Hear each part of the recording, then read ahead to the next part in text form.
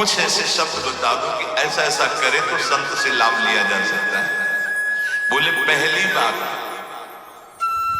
भगवत प्राप्ति की लालसा के अतिरिक्त कोई भी सांसारिक कामना लेकर उनके पास न जाया जाए। सच्ची बात, जो भगवत प्रेमी महात्मा जन है, कोई अन्य का, और आप समझ लीजिए अन्य कामनाएं अपने आप पूर्ण हो जाएंगी, ये ब्याज में हो जाएंगी। मूल लक्ष्य अगर तुम प्रभु का रखोगे तो ये तो भरण पोषण की जिम्मेदारी विश्वम्भर भगवान स्वयं लेते हैं। योगक्षेमम भाव्यम, काहे इसकी मांग करते हो। दूसरी बात, प्रयास हमारा चाहे असफल हो चाहे सफल हो, हमको उनका संग नहीं छोड़ना। लाज संकोच छोड़ करके अपनी कमी, अपनी भूल, अपनी बात बिना किसी डर संकोच के उनके सामने रखते हैं जाना है। ये हमसे गलती हो रही, आप संभाल लीजिए, यहां चूक हो रही, वो जो नियम बताए उसी नियम पर खड़े हो जाओ, उन पर छोड़ दो। वो तुम्हें जो बोले वैसे चलने लगो, ठीक हो जाओगे। कपट रखोगे भ्रष्ट हो जाओगे। तुम्हें दूसरे किसी भी दैवी शक्ति का आश्रय लेने की जरूरत नहीं पड़ेगी। यदि किसी भगवत प्रेमी महात्मा का आश्रय ले लिया और छल कपट छोड़कर अपना हृदय उनके आगे रख दिया तो निश्चित मानिए किसी और शक्ति की आवश्यकता नहीं पड़ेगी, एक ही जगह से सब बात बनती चली जाएगी। तीसरी बात, उनकी प्रत्येक आज्ञा के पीछे उनकी शक्ति होती है। जाओ तुम आज के बाद ये मत करना, ऐसे चलना, नहीं हम तो नहीं चल पाएंगे, बहुत गलत हो गया। मौन जी कह रहे हैं उनकी प्रत्येक आज्ञा के पीछे उनकी शक्ति होती है। प्रत्येक आज्ञा पालन कराने की पूरी पूरी ताकत आप में आएगी। तत्परता आपकी, स्वीकृति आप कीजिए, तत्परता आप लाइए, ताकत वहां से मिलेगी जो आज्ञा मिली।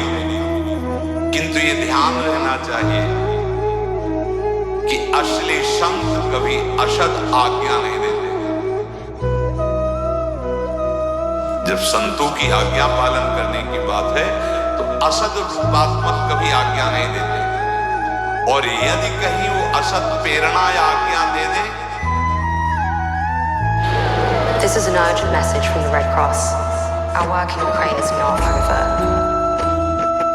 तो आप उनकी उस आज्ञा का पालन न करना, वो तुम्हारे ऊपर बहुत प्रसन्न हो जाएंगे यदि असली संत है। हाँ ठीक, अच्छा आगे बढ़ो, वो प्रसन्न हो जाएंगे। चौथी बात, मनमानी चेष्टा किसी भी महापुरुष के साथ रह करके न की जाए। चाहे व्यवहारिक मिलन हो या आध्यात्मिक साधनात्मक, दोनों पे उनके वचन प्रमाण होने चाहिए। बिल्कुल वो ना करे जो उन्होंने आज्ञा नहीं करी। बिना पूछे ना व्यवहारिक कार्य करें ना साधनात्मक, उनकी आज्ञा के अनुसार ही व्यवहार और साधन में बर्ताव करें। पांचवा, उनसे कभी भी स्वप्न में भी, जागृत की तो बात ही क्या, कोई छोटी सी छोटी भी अपनी कमी छुपा के न रखे और उनके सिवा किसी से अपनापन न रखे। भगवान कपिल देव जी ने कहा जो संसार में आसक्ति की गई वही बंधन का कारण है। यदि भगवत प्रेमी महात्मा से वही आसक्ति हो जाए तो मोक्ष का खुला हुआ द्वार है। कोई कपट न रखे। बाबा कह रहे उनसे कभी भी स्वप्न में भी, जागृत की तो बात क्या, कोई सी तनिक भी कपट की बात छुपाव न रखे, उनके अलावा अन्य कोई संबंध न रखे। तो आपसे सच्ची कहते बाबा जो बात कर रहे, असली संत आप शरीर चाहे सब कि ना, वो जिस रंग में रंगा है उसी रंग में अंदर से तुझे रंग देगा। उसके लिए इंतजार करना पड़ेगा। एक बार तुम असली संत के दृष्टि पथ पे आ गए, वो तुम्हें छोड़ेंगे नहीं।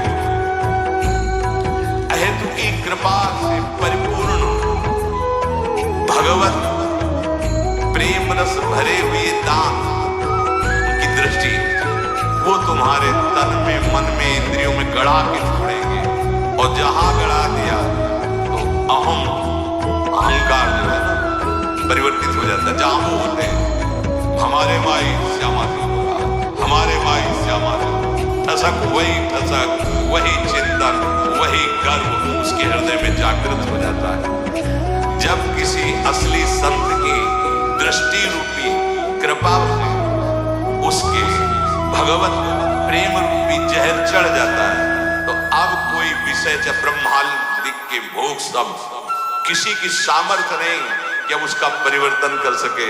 अब वो प्रिया प्रीतम के प्रेम रस में डूब के ही रहता है, डूब के ही रहता है। इसलिए प्रभु से प्रार्थना करो कि उनके प्रेमी जनों के संग का रंग हमारे हृदय में चढ़ने में जो जो बाधक भाव हैं वो हट जाएं, हम उनकी अक्षरशः आज्ञा का पालन करें। शेष श्री राधा वल्लभ